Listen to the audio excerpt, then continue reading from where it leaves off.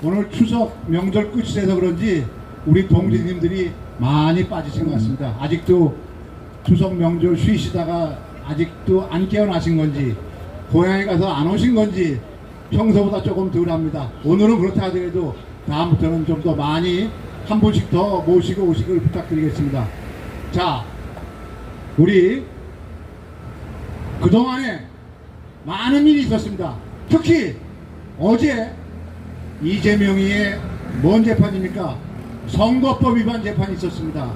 결심하는 날인데 검찰에서 선거법 위반의 최고 구형은 5년입니다. 5년에 5천만 원이 최고의 구형인데 불경 2년의 실형을 구형했습니다. 이것은 바로 검찰에서 얘기한 대로 이재명이라는 친구는 반복적, 지속적으로 국민을 통한 거짓말을 했다라는 것이 검찰의 논리입니다. 물론 이것이 검찰의 주장이고 또 이것에 대한 판결은 11월 15일 날 한다고 합니다. 물론 정상적인 판사 같으면은 아마 그렇게 여러 가지의 증거를 놓고 나서 그 증거를 무시하고 100만 원 이하의 벌금이라든지 이런 것은 안 하리라고 저는 생각합니다. 여러분 그렇게 믿으시죠?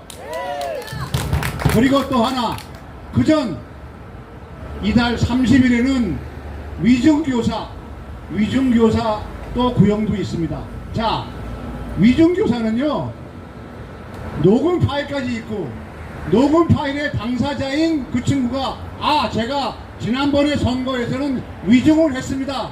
그러고 그때 그 위증했던 것이 결국은 올라가서 대법원에서 무죄 판결을 받아가지고 성남시장도 되고 경기도지사도 되고 국회의원도 되고 지금 야당 대표까지 된 거 아니겠습니까?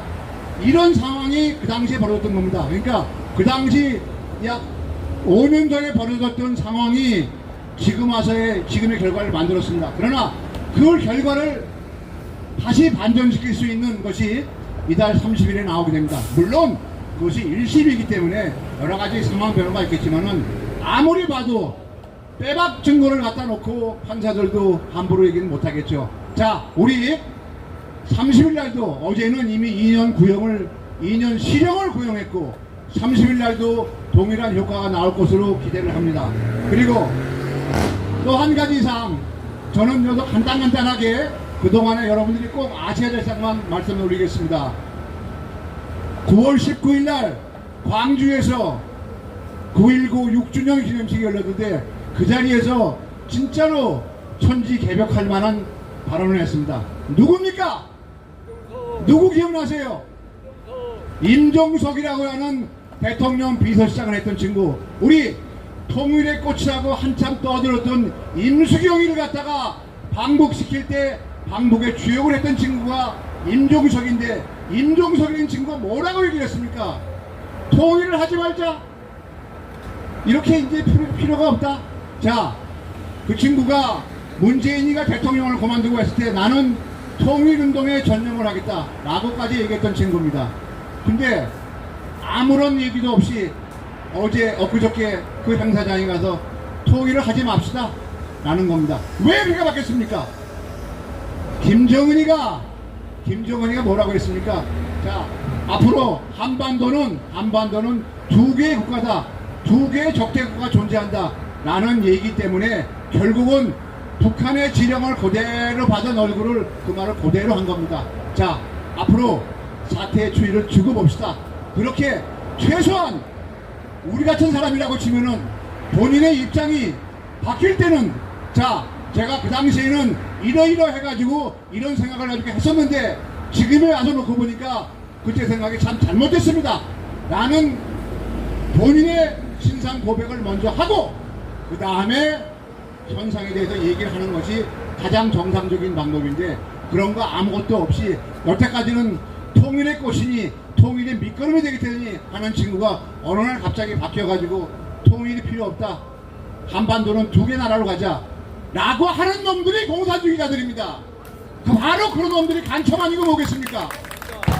앞으로 이런 문제에 대해서는 분명히 자유보수 우파에 대해서는 짚고 넘어가야 되고 분명히 처벌을 해야 된다고 생각합니다. 그리고 한 가지 더 말씀 올립니다. 10월 16일 날 우리 여러 가지 몇 군데 지방선거가 있지만은 특히 우리로서는 중요한 것이 서울시 교육감 선거가 있습니다. 지금 아마 보수 후보는 지금까지 3번에 걸쳐서 보수 후보 단일화를 못 시켜가지고 연장으로 실패했습니다. 근데 이번에는 단일화의 기운이 좀 보이는 것 같습니다. 여러분들 관심을 가지시고 만일의 경우에 그것이 삐끗했을 경우에는 우리 쫓아다니면서 보수가 반드시 단일화를 해야 된다는 것을 갖다가 해야 됩니다. 여러분들 동의하시죠? 네. 앞으로 그런 일이 있을 때 반드시 꼭 참석해 주실 걸 부탁을 드리겠습니다. 또 한 가지, 지금 대통령께서는 체코의 원전 수주 확정하기 위한 활동을 하고 있습니다. 자, 내일 귀국하는데 내년 3월이 지금 현재는 우선 협상 대상자의 과정입니다. 내년 3월에 가서 정식 계약을 합니다. 근데 그 계약을 확실하게 못 받기 위해서 지금 체코에 가 있습니다. 자, 그것은 제가 지난번에도 말씀드렸다시피 여러가지 원천 기술을 가지고 있는 웨스팅하우스에는 미국 회사가 여러가지 딴지를 걸고 있습니다만, 그것은 우리가 봤을 때는 기술적으로 이미 우리나라는 원전에 대한 완전 자립국가이기 때문에 그 기술적인 문제는 여러가지 협상 과정을 통해서 나갈 수 있다고 봅니다. 그리고 반드시 한 가지 마음에 걸리는 것은 웨스팅하우스가 자본은 지금 현재 카나다의 상업펀드가 가지고 있지만은 웨스팅하우스의 소재지가 펜실베니아입니다. 뉴욕, 워싱턴 외에 펜실베니아인데, 펜실베니아는 여러분들 이번 11월 달에 미국 대선에 7개의 가장 위험하거나 승부가 갈리는 주 중에 한 군데가 펜실베니아입니다. 이 펜실베니아에서 노동자들이 웨스팅하우스가 그동안 많이 망해가지고 근로자들도 반감을 시켰습니다.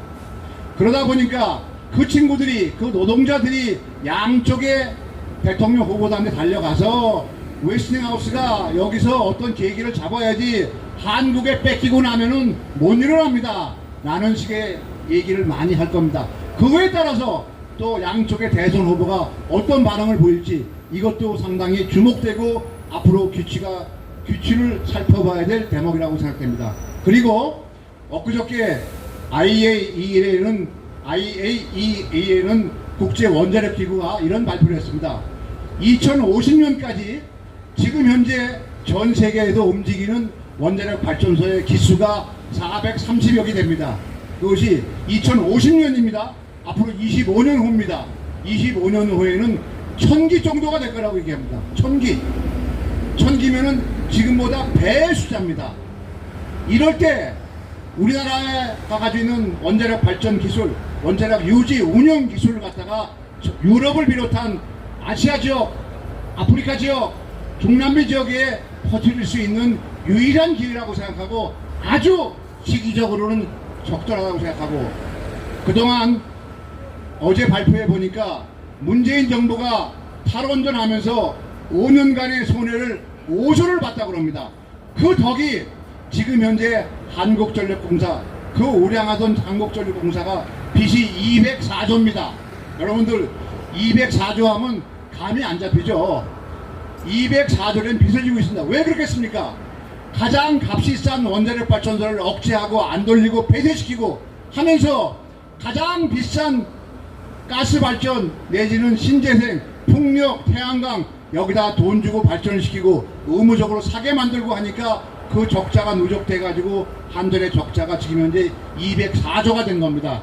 자, 이 문제는 우리가 앞으로 해결해야 될 문제고, 원자력 발전이 아까 말씀드린 대로 2050년까지 전 세계에서 1000기가 운영될 예정이 된다고 치면은 그 사이에 우리 한국의 원자력 발전 기술이 삐짓고 들어가서 건설하고 이득을 볼 수 있는 기회는 얼마든지 있다고 생각합니다. 여러분들 앞으로 윤석열 대통령이 체코 방문을 마치고 와서 같은 유럽 지역의 스웨덴, 루마니아, 폴란드 전부 다 지금 다시 원자력 발전의 재개 움직임을 보이고 있습니다. 특히 원자력 발전 가지고 많이 손해를 봤던 독일 같은 나라들도 이제는 도저히 안 되겠다, 이래가지고는 도저히 산업이 경쟁력을 못 가진다, 다시 원자력 발전을 해야 되겠다 라는 움직임을 지금 가지고 있고 나머지 나라들은 앞으로 그런 거 다 집어치운다 하겠다 라고 선언을 한 겁니다. 자, 우리 전부 다 박수 한번 치시면서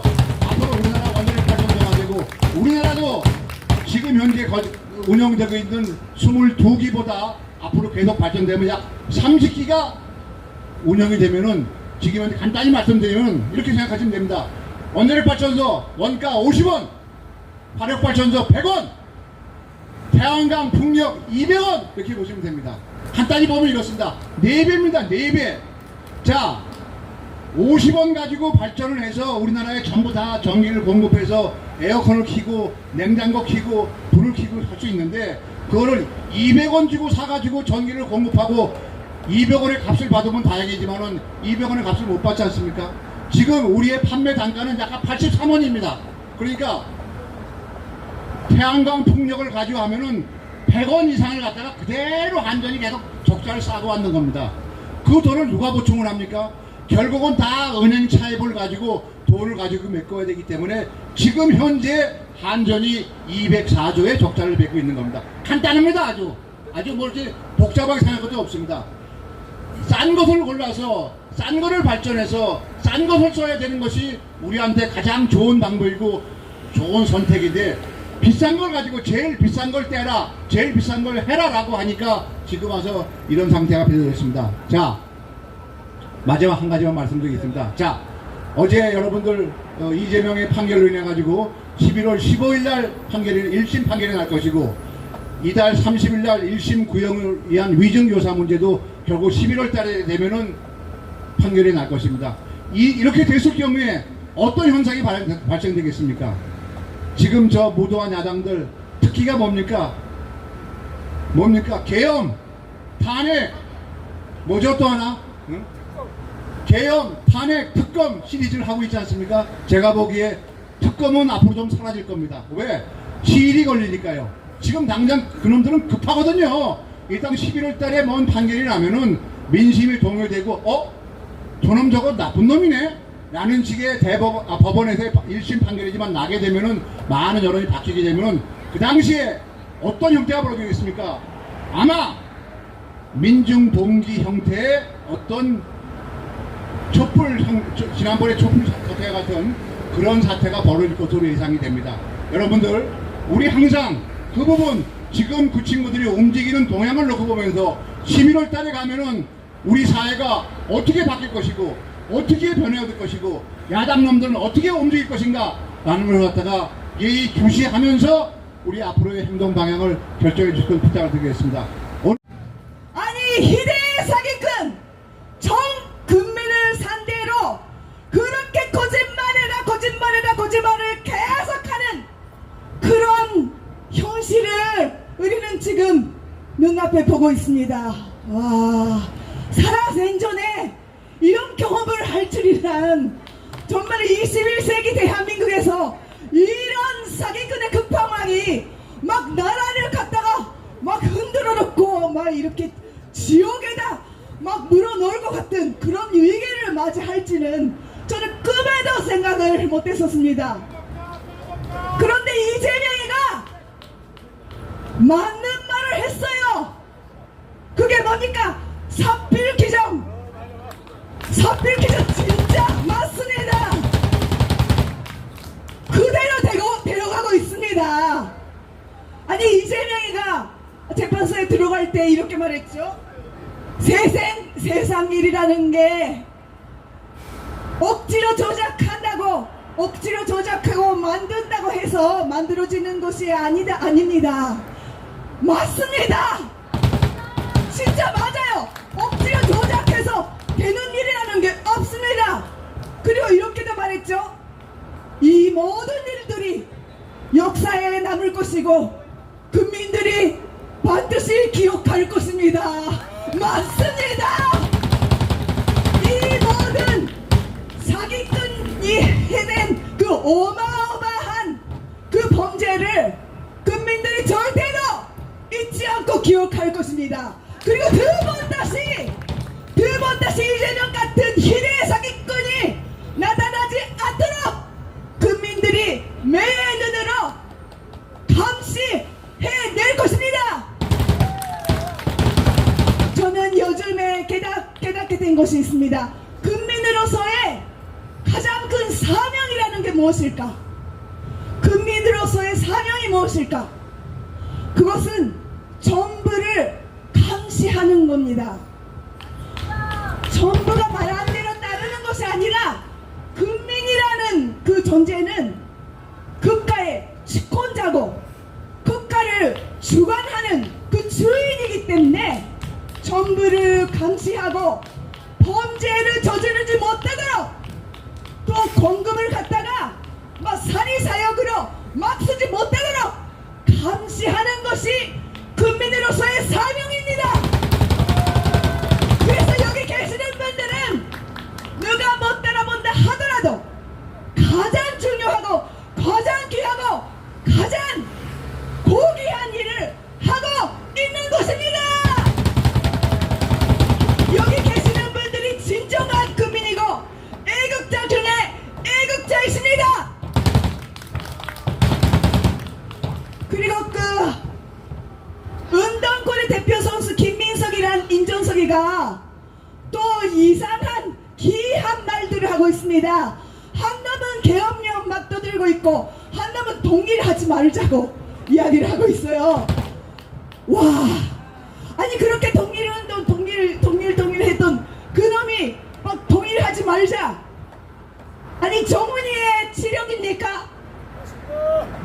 그게 그 국가보안법을 없애려고 그러는 것 같습니다. 제가 보기에는 국가보안법을 없애고 통일부를 없애려고 그렇게 떠들고 있는 것 같지만 그렇게 되지는 않을 겁니다. 삭비기적입니다. 아니 세상의 이치가 한때는 악인들이 악한 자가 흥한 것처럼 보일 때가 있더라도 결국은 진리와 진실로 모든 것이 돌아오게 돼 있는 것입니다. 반드시 진리는 승리하고 말 것입니다. 진리가 너희를 자유케 하리라. 하나님 보호하사 우리나라 만세. 자유케 합니다. 만세. 만세. 만세. 감사합니다. 감사하고 또 감사드립니다. 우리 아이돌 강사님, 아이돌 전사님 수고하셨습니다. 우리 저 일파만파를 처음 만들 때부터 지금까지 지켜오시면서 고문이라고 저희가 모시는 분이 있습니다. 서삼남 고문님을 오랜만에 모시겠습니다. 7년, 8년 동안 같이 하시면서 느끼신 점이 많은데 그 중에서 대표적인 거 한두 가지 골라서 말씀하실 겁니다. 경청해 주시기 바랍니다. 우리 일파만파 최고 연장자이십니다. 서삼남 고문님 소개하겠습니다. 지가 70대 집회에 나와가지고 지금 80대 중반이 됐습니다. 우리 박천진 회장님하고 윤영 교수님께서 한국이 최고다, 원자력이 최고다, 뭐가 최고다 말씀하는데 저는 그 일을 한 중동에서 10년을 내가 근무를 한 대림 산업에는 기술자 출신입니다. 그래서 말로만 이게 뭐가 최고다 해도 여러분 피부에 와 닿지 않으실 거예요. 그래서 지금 많이 얘기하려면 시간이 하도 많이 걸리니까 간단하게 말씀드릴게요. 여러분들 60년대 70년대 초에 코리안 타임 아시죠? 그 코리안 타임이 지금은 차이나 타임입니다. 그건 많이 하니까 나중에 말씀드리고 그 코리안 타임을 우리 기술자들이 없애려고 애를 써가지고 지금 대한민국이 여기 왔습니다. 그게 무슨 말씀이냐? 저 코리안 타임이 뭐냐? 약속을 안 지키는 거 아닙니까? 약속이 뭡니까? 신용입니다. 신용이 뭡니까? 돈입니다. 타임 이즈 money라고 그러잖아요. 시간이 돈입니다. 그거를 지가 10년 동안 중동 생활을 하면서 겪었는데 지금 모든 걸 설명을 드리면 하도 시간이 많이 걸릴 것 같아서 간단하게 말씀드릴게요. 우리나라 지금 체코의 원자력을 쌓인만 남았죠. 그 세계에서 우리가 최고입니다. 왜 최고냐? 여러분들 뭐 말로 하니까 뭐 최고냐? 미국의 웨스팅하우스라고 우리 박전진 회장님이 말씀하셨죠? 그 회사가 세계의 원자력 발전을 만드는 최고의 회사였습니다. 근데 지금은 유명무실해졌어요. 그럼 대한민국에 우리 원자력 발전소가 많죠. 그 웨스팅하우스 지금입니다. 우리나라가 그 회사 안에서 원자력 발전을 못했어요. 그런데 지금 우리가 왜 최고냐? 그 기술을 가지고 우리 한국 사람들이 뛰어나니까 기술을 개발해가지고 지금은 K 원자력 발전입니다. 그러니까 우리 원자력 발전이 뭐가 최고냐? 발전하고 이게 최고가 아니라 안전이 최고입니다. 세계에서. 그리고 세계에서 원자력 발전을 건설하고 수출할 수 있는 나라가 7개밖에 없습니다. 그럼 어디냐? 처음에 미국, 일본, 소련, 지금 러시아죠. 그 다음에 영국, 프랑스, 저 중국 놈들, 그리고 우리입니다. 그런데 이번에 입찰했을 때 다 떨어진 이유를 하나 말씀드릴게요. 웨스팅하우스는 미국에서 져가지고 지금 끝났습니다. 그래서 일본하고 조인되고 있는데 일본은 후쿠시마 원전 사고가 났죠. 그러니까 양심상 입찰을 못합니다. 그리고 발주를 해도 그 나라에서 받아주지 않을 겁니다. 그 다음에 없어진, 그 두 개가 나라가 없잖아요. 그 다음에 러시아는 지금 우크라이나 전쟁 전에 원자력 발전소가 폭발이 나가서 난리 났었죠. 그러니까 그거 떨어졌습니다. 그러면 4개 국가.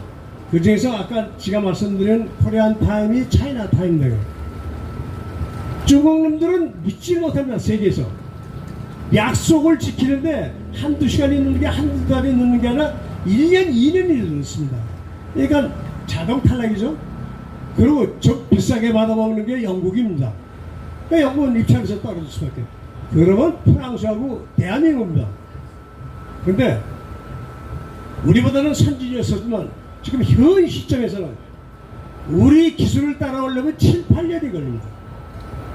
그러니까 세계에서 원자력을 갖다가 발전을 우리한테 줄 수밖에 없는 이유가 거기 있고, 우리는 그 시장이 굉장히 넓습니다. 간단한 것 같지만 그 부가가치가 굉장하고 그거 하나 지려면 25조 30조가 들어가요. 그럼 우리를 저들 웨스팅하우스 미국이 원자력 발전 얼마나 많겠습니까? 우리하고 세계에서 뭐니 뭐래도 미국하고 제일 우방국입니다. 그러면 미국이 당연히 지금 한 50기를 노화가 돼가지고 발전해야 됩니다. 그 당연히 우리 겁니다. 그리고 시장이 더 큰 게 어딨냐면 중동 국가입니다. 원유 석유가 1000만 년 나옵니까? 지금 거의 줄어드는 나라가 너무 많습니다. 그게 아부다비입니다. 그 나라 우리가 저 줬잖아요. 저 문재인이 저 빨갱이 새끼가 우리나라 원전을 어떻게 했습니까? 탈피한다고 그랬잖아요. 그러니까 제일 문제가 발생하는 게 뭐냐? 이 새끼야, 너희들은 원전을 갖다가 안 한다고 하는데 우리 지어놓고 너 어떨 거야? 그러니까 난리 나니까 문재인이 똘바니까 아까 임종석이 이 자식을 보내가지고 대통령 전용기로 가서 빌고 난리가 났었죠. 세계에서 뒤집어졌습니다. 근데 다시 우리가 힘을 복구해가지고 지금은 우리를 믿을 수밖에 없습니다. 그러면 중동의 그 국가들이 석유가 없어지면 어떻게 됩니까? 가장 청정 에너지가 원자력 발전입니다. 우리한테 올 겁니다. 여기까지만 말씀드리고, 제가 이 기술적인 문제를 말씀드리고 오늘 배, 아니 두 가지 볼게요. 배가 세계에서 제일 잘 만드는 나라가 저 회사가 한국이에요. 6개가 있습니다. 그리고 세계에서 지금 바다에 다 떠있는 배가 있잖아요. 그게 47년 전에 내가 갈포만에서 왔을 때 울었어요. 그 많은 배가 수평선을 지나가는데 우리 배는 하나밖에 없습니다. 그것도 우리 국적이 우리 게 아니에요. 근데 지금은 세계에 떠있는 배가 실질적으로 43%가 우리 배입니다. 우리가 만든 배입니다.